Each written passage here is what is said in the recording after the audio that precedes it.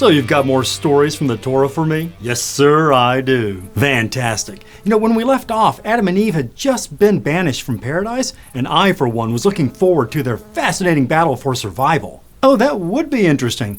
But we're not going to talk about that in any way. Oh, dang it. Yeah, instead the story just jumps to them having their first two kids, Cain and Abel. Okay. And Cain is a farmer while Abel is a shepherd. I'm following. And they make offerings to God. And God likes Abel's offering, but he doesn't like Cain's. How come? Because that works. So Cain is very upset and he decides to kill his brother. What? Why? Unclear. Sibling rivalry? All siblings have rivalries. It's extremely rare for one to lead to murder, though. I don't know what to tell you. Murder is the plan. So Cain is a psychopath. Maybe. Huh.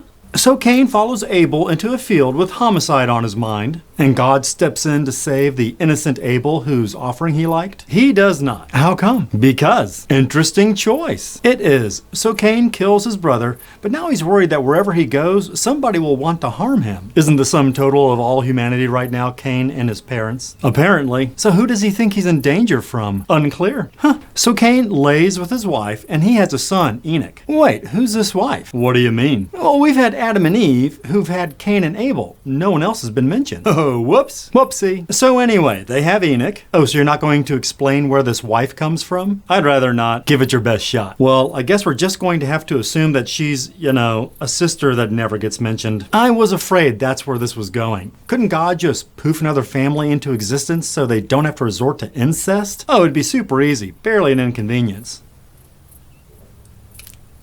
So he does? No. Yeesh. So anyway, Enoch is born, and he lays with his wife. Another sister? Probably. I gotta be honest, all this incest that the psychopath's descendants are indulging in is starting to make me a little queasy. Well, the ultimate intelligence in the universe approved this, so that makes it okay. It's just kind of gross that these are the people that God appoints as our progenitors. I'm sure your tummy will be feeling better in no time.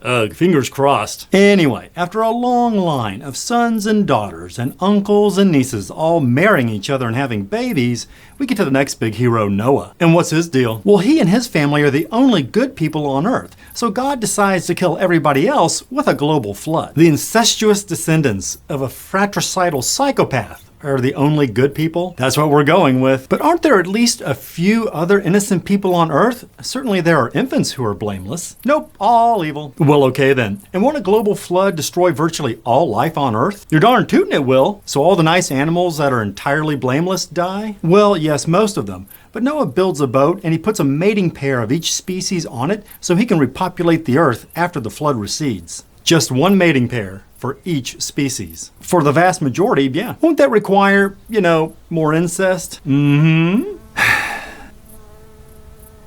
With God being omniscient and omnipotent, couldn't we just reboot this whole thing with a new and improved Adam and Eve and a few extra families so we can avoid all the incest? And while he's at it, maybe leave crafty talking snakes out of the mix? Oh, he could, but he's not gonna, because his flood extermination plan actually works and they're only good people afterwards? Oh, no, mankind reverts to the usual wickedness almost immediately. So this planetary mass casualty event accomplishes nothing that God was going for. Apparently not. Amazing. But from now on, they're going to be rainbows to remind God not to flood the earth again. Wow, wow, wow, wow. Yeah, rainbows are pretty cool, right? What?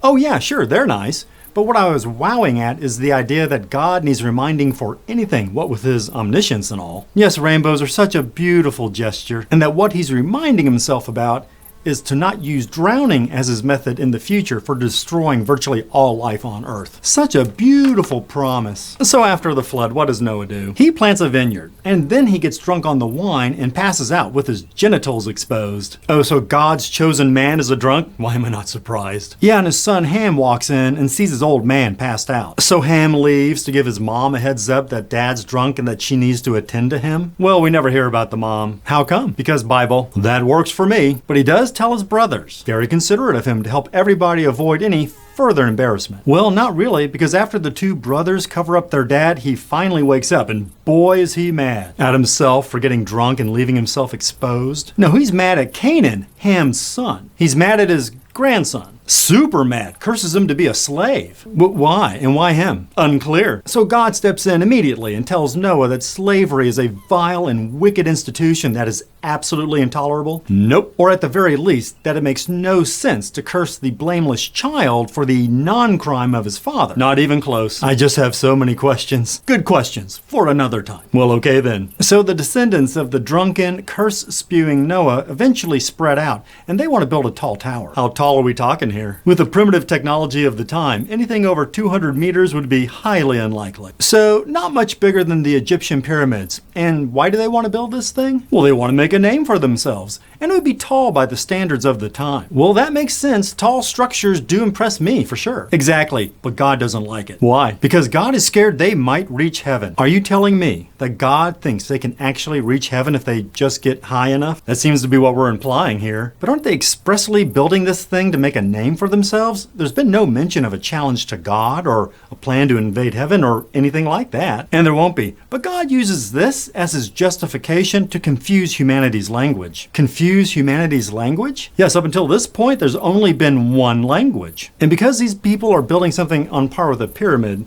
that God must know can't reach heaven, and that it will certainly not result in mankind gaining any sort of ability to challenge him, God is going to deliberately drive a wedge between different groups of humans for millennia? Yes.